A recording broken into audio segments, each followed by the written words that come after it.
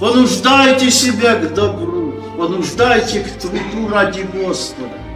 Многим уже хватит трудиться для чрева. Потрудитесь ради Господа.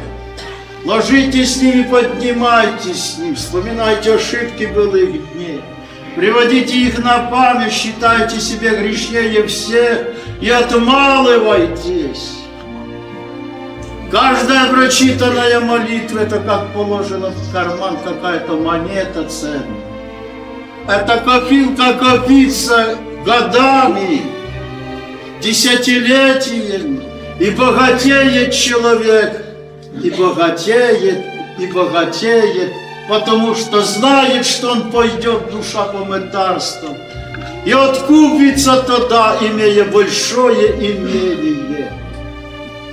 Вот где наше имение, вот к чему стремить. Ибо Отечество наше там богатейте, а не вот здесь. А здесь только сколько надо на потребы поднимайте, больше не надо.